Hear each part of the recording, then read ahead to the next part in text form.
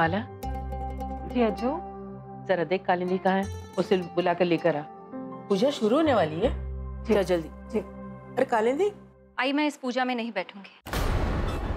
जिस भगवान ने मुझसे मेरी बेटी छीनी है, अब मेरा उन पर कोई विश्वास नहीं है। दिन रात पूजा की है इनकी, मिन्नतें मांगी, पर इन्होंने मेरी कोई मदद नहीं की, तो फिर मैं इन पर विश्वास क्यों रखूं? कालिंदी, ये काय बोलते तू? ऐसा नहीं बोलते बेटा। इन्होंने मेरी बेटी की झोली में दुख के सिवाय कुछ नहीं डाला है, और आज भी हर पल हमें आस्था के लिए तड़पा रहे। भक्ति में शर्तें नहीं रखी जाती और जबरदस्ती करवाई भी नहीं जाती। मैंने कहा ना आई, मैं इस पूजा में नहीं बैठूंगी। पर आई, बापा में तो आपका अटूट विश्वास है ना, फिर अचानक से? विश्वास था माला, अब नहीं है। बहन जी, पूजा के समय आप ऐसी बातें करें, ये सही नहीं है। गणपति बप्पा सबका कल्याण करते हैं, आप अपशगुन कर रही हैं। इससे बड़ा अपशगुन मेरे लिए क्या हो सकता है? 7 महीने से मेरी बेटी लापता है। धैर्य रखो, आपके घर खुशियां वापस आएंगी। पंडित जी, मेरे घर में खुशियां तो तब लौटेंगी जब मेरी बेटी इस घर में वापस आएगी। तब तक ना ही मैं इन पर विश्वास रखूंगी और ना ही इनकी पूजा करूंगी, क्योंकि ये इम्तिहान मेरा नहीं इनका है। इन्हें मेरी सच्ची भक्ति का वास्ता है। किसी भी हालत में इन्हें मेरी बेटी मुझे लौटानी होगी। रहने दे माला, उसे अकेला छोड़ दे। पूजा तुम दोनों करोगे। पंडित जी, पूजा आरंभ कीजिए।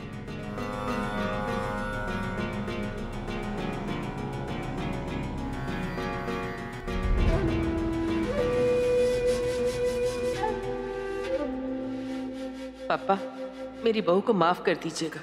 जाने अनजाने पता नहीं वो क्या बोल गई। आप बस मेरी प्रार्थना सुन लीजिए और हमारी बच्ची को हमारे पास भेज दीजिए।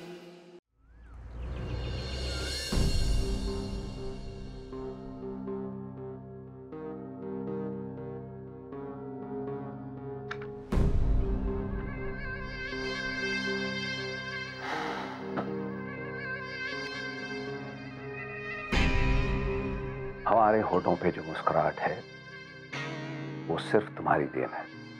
जब से तुम हमारी जिंदगी में आई हो, तुमने हमारी जिंदगी को खुशियों से भर दिया है।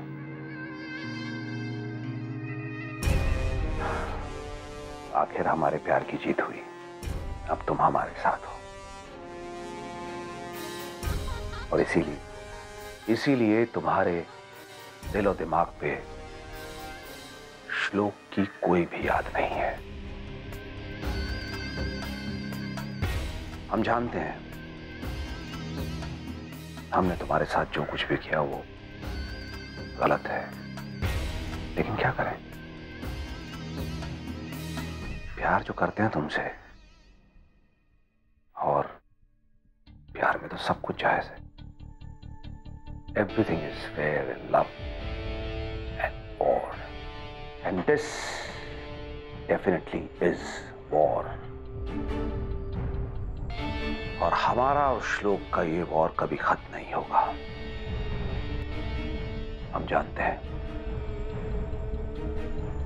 तुम्हें इस सब में बहुत तकलीफ हो रही है, लेकिन क्या करें, तुमसे प्यार जो करते हैं, हम किसी भी हाल में तुम्हारे अतीत को, तुम्हारी याददाश्त को वापस जिंदा नहीं होने दे सकते, कभी नहीं। तुम्हारा आज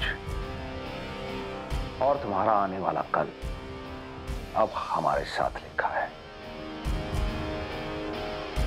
और हमारी इस खुशी को श्लोक हरगिज़ हमसे नहीं छीन सकता।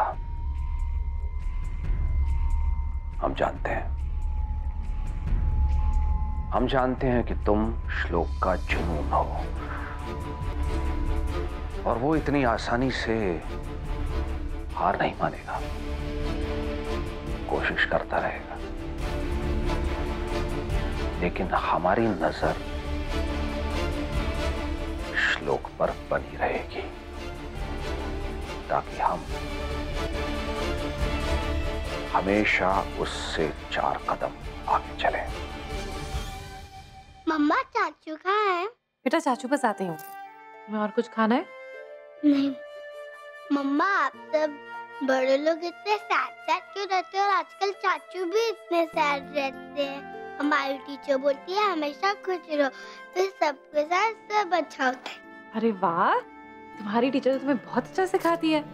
मम्मा तो फिर चाचू इतने सैड क्यों है? इस वजह से ना कि चाचू उन्हें भूल गई है। नहीं बेटा, अब चाची चाचू को कैसे भूल सकती है? चाची तो बस गेम खेल रही।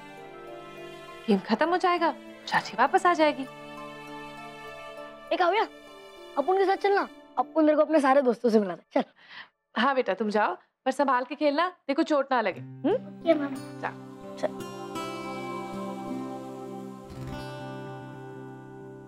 हाय सोजल।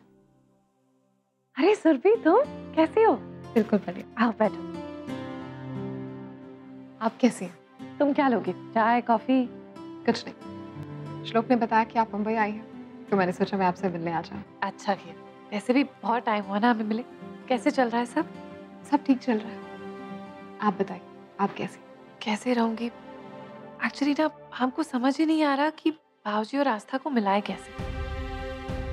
हमारे लिए तो वो दोनों परफेक्ट कपल थे, और जब दो लोगों के बीच में इतना प्यार हो तो वो अलग नहीं होने चाहिए, है ना? I know. सच कहूं सुरभि, अब ना बाबूजी की हालत देखी नहीं जाती। बस यही प्रार्थना है कि जल्द से जल्द उन्हें आस्था मिल जाए। Just wish the same. बाबूजी, क्या हुआ, आस्था मिली आपको? हाँ आस्था मिली तो सही, लेकिन उसे इग्नोर करना मेरे लिए बहुत डिफिकल्ट हो रहा था। पर श्लोक, यही तो तुम्हारा प्लान है। आई जस्ट होप मेरे बिहेवियर से उस पर कोई फर्क पड़े। जी विद इन अ वीक। हाँ हो जाएगा। या will get back to you. हम आपसे बाद में बात करते हैं। बरखा, क्यों आप शॉपिंग के लिए जाने वाली थी and you didn't get the bouquet? Bouquet तैयार नहीं था, उन्होंने कहा कि वो घर पे भिजवा देंगे, और फिर हमारा शॉपिंग करने का मूड नहीं था। क्या हुआ? You all right? जिस फ्लावर शॉप पे हम गए थे, वहाँ पे हमने श्लोक को देखा। आई होप इस बार उसने आपसे कोई बदतमीजी नहीं की। नहीं, इनफैक्ट आज तो उसने हमसे मुंह ही फेर लिया। ऐसे बिहेव कर रहा था जैसे हमें जानता ही ना हो, और फिर चला गया वहां से। पता नहीं, हम जब भी उसे देखते हैं ना, सहम से जाते हैं। बस अप्सरा, यहाँ की बात वहाँ करने का टाइम आ गया है। हाँ, लेकिन अगर उसने आपसे अगर बात ही नहीं की तो ये तो अच्छी बात है ना।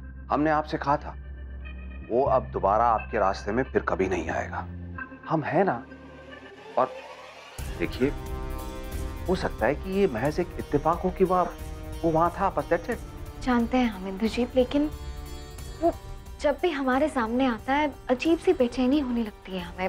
बरखा, everything is gonna be all right, okay, don't worry. अब हम ये कमरा साफ करते हैं।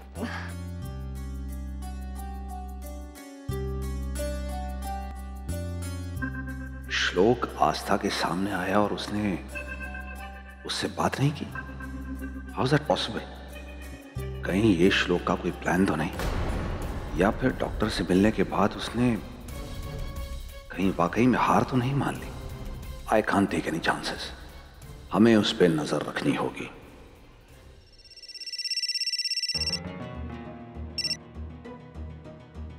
हाँ आप जरा बोलो। वो श्लोक जी, आस्था ने ना इंद्रजीत को सब कुछ बता दिया। मुझे लग ही रहा था। उसने ये भी बता दिया कि वो आपसे मिली थी। पर श्लोक जी, वो ना थोड़ी डरी हुई थी। देखो, सबसे पहले तो आस्था के मन में से श्लोक नाम का डर मिटाना होगा। मैंने अपना नेक्स्ट प्लान भी रेडी कर लिया। तुम बस इंद्रजीत और आस्था पे नजर रख के रहो। ठीक है श्लोक जी।